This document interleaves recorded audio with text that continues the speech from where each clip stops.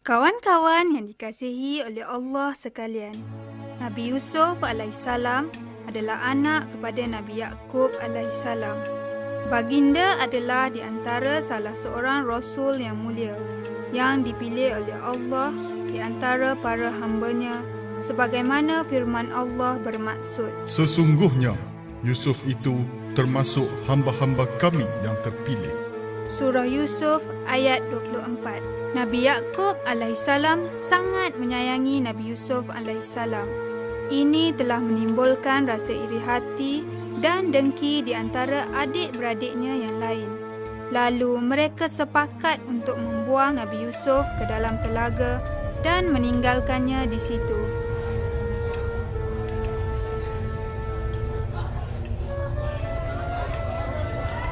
Akhirnya, musafir itu telah menjual Nabi Yusuf alaihissalam kepada seorang bangsawan yang juga salah seorang pembesar di negeri Mesir, Al-Aziz. Hamba bersetuju. Terima kasih saudara. Sama-sama. Kita jumpa lagi. Assalamualaikum. Pembesar itu pun mengambil Nabi Yusuf alaihissalam menjadi anak angkatnya. Tinggallah Nabi Yusuf alaihissalam di rumah pembesar Mesir itu yang mewah dan dihormati bersama istrinya yang bernama Siti Zulaikha. Kawan-kawan sekalian, salah satu mukjizat yang besar yang dikurniakan Allah Subhanahu Wa Taala kepada Nabi Yusuf alaihissalam ialah ketampanan wajah baginda. Setelah dewasa, ketampanannya bertambah dengan tubuhnya yang gagah perkasa sehingga menarik perhatian sesiapa sahaja yang memandangnya, terutamanya kaum wanita. Pada suatu hari, ketika Nabi Yusuf alaihissalam berada di rumah, Siti Zulaikha menggunakan kesempatan itu untuk menggoda dan merayu Nabi Yusuf alaihissalam agar membalas cintanya. Tetapi baginda menolak ajakan Siti Zulaikha seraya berkata, Aku berlindung kepada Allah daripada perbuatan dosa. Bagaimana mungkin aku melakukan perbuatan ini, sedangkan suamimu Al-Aziz adalah tuanku yang telah memuliakan dan berbuat baik kepadaku. Adalah tidak patut kebaikan dibalas dengan pengkhianatan. Nabi Yusuf alaihissalam segera berlari menuju ke pintu untuk keluar. Namun, Siti Zulaikha telah mengejarnya dan menarik belakang baju Nabi Yusuf alaihissalam sehingga terkoyak. Kawan-kawan sekalian, kebetulan pada ketika terjadinya peristiwa itu, suami Siti Zulaikha pulang dari kerja. Alangkah terkejutnya dia melihat perkara itu di depan matanya sendiri. Siti Zulaikha merasa cemas. Dia takut suaminya mengetahui perkara yang sebenar. Siti Zulaikha berusaha melindungi dirinya sambil berkata, "Lihatlah anak angkat kita ini mahu kepadaku. Apakah tindakan tuan terhadap hal ini?" Oleh kerana masing-masing telah tuduh-menuduh, maka dengan kekuasaan Allah Subhanahu Wa Taala, salah seorang ahli keluarga Siti Zulaikha memberi pendapatnya. Lihatlah pada baju Yusuf. Jika koyaknya itu di sebelah belakang, maka tandanya Siti Zulaikha yang bersalah. Dan jika koyaknya di bahagian hadapan, tandanya Yusuf yang bersalah.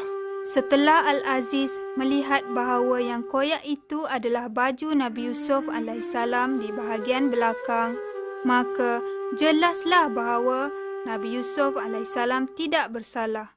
Namun begitu, Al-Aziz mahu peristiwa yang memalukan itu dirahsiakan dan berkata kepada Nabi Yusuf alaihissalam, "Lupakanlah peristiwa yang telah terlanjur itu dan rahsiakanlah." Al-Aziz berkata kepada istrinya, "Mintalah ampun kepada Tuhanmu atas dosa yang telah engkau lakukan itu dan bertaubatlah kepadanya kerana sudah jelas engkaulah yang bersalah."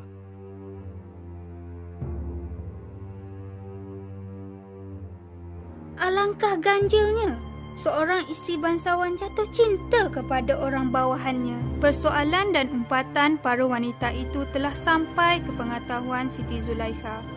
Siti Zulaikha merasa amat sedih. Dia berfikir bagaimana mencari jalan untuk membela kehormatan dirinya.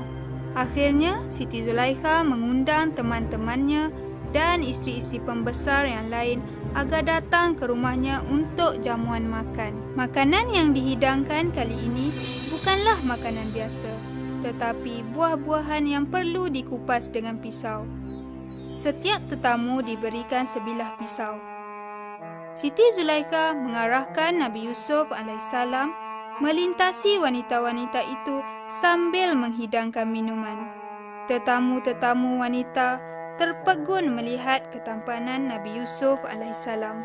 Dan tanpa disedari, mereka telah menghiris jari mereka sendiri. Mereka berkata, "Maha sempurna Allah, ini bukan manusia, tetapi tidak lain dia adalah malaikat yang mulia." Siti Zulaikha pun bertepuk tangan kegembiraan kerana muslihatnya berhasil. Lalu dia berkata dengan megahnya,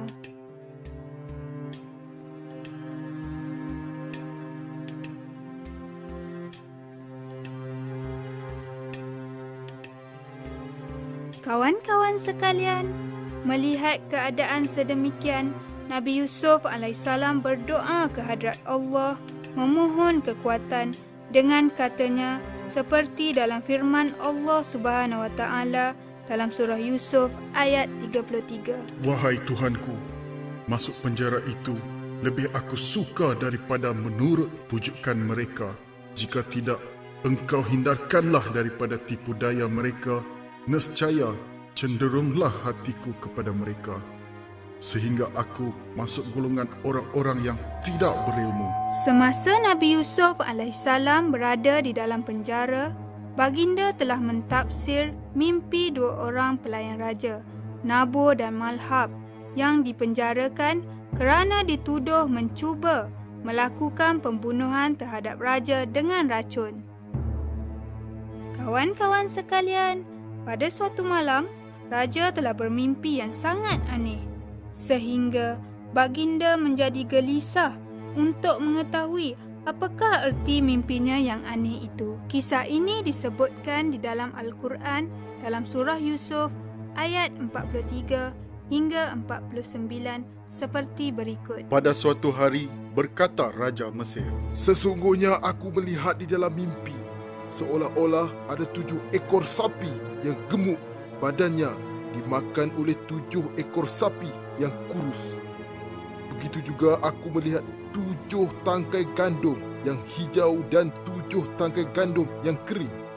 Hai sekalian orang cerdik pandai, cubalah kamu tunjukkan kepadaku akan takwil mimpiku itu, jika kamu orang yang pandai mentakwilkan mimpi." Dia memberitahu perihal Nabi Yusuf alaihissalam kepada raja yang ditemuinya ketika berada di dalam penjara, dan bagaimana Nabi Yusuf alaihissalam mentafsirkan mimpi yang kemudian menjadi kenyataan.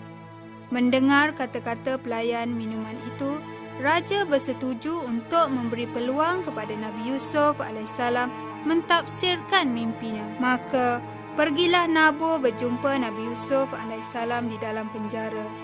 Dia menceritakan kepada Nabi Yusuf alaihissalam tentang mimpi raja yang masih tidak dapat diselesaikan lagi.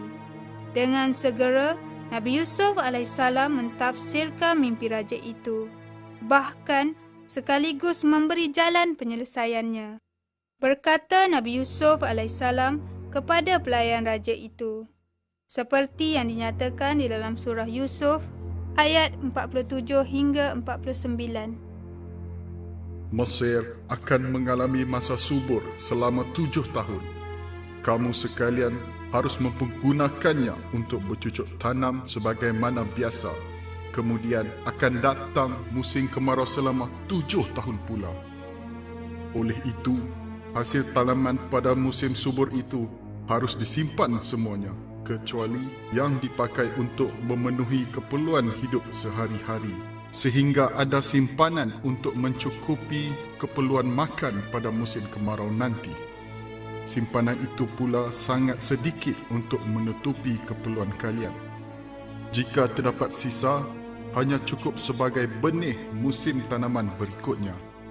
Ketahuilah Sesudah terjadi perganti musim itu, akan datang musim pertanian, sehingga akan ada hasil melimpah yang mencukupi keperluan hidup, baik berupa buah-buahan seperti anggur dan lain-lain, atau hasil tanaman yang lainnya.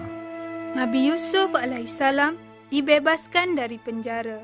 Segala fitnah ke atasnya telah dibersihkan dan baginda dilantik menjadi Menteri Perbendaharaan Ekonomi. Pengajaran yang boleh kita perolehi dan kita jadikan iktibar dari sirah Nabi Yusuf alaihissalam ini adalah: yang pertama, perasaan cemburu dan iri hati bisa merosakkan masyarakat. Seperti saudara-saudara Nabi Yusuf alaihissalam yang cemburu dan iri hati dengan kasih sayang yang diberikan oleh bapa mereka, Nabi Yaqub alaihissalam, kepada Nabi Yusuf alaihissalam, menyebabkan mereka sanggup mencampakkan Nabi Yusuf alaihissalam ke dalam perigi buta dan meninggalkannya sendirian. Yang kedua, kecantikan paras rupa yang dianugerahkan oleh Allah Subhanahu Wa Taala kepada Nabi Yusuf alaihissalam tidak digunakan di jalan yang salah. Baginda bukan sahaja cantik dari segi luaran, tetapi baginda juga cantik dari segi akhlak dan peribadinya.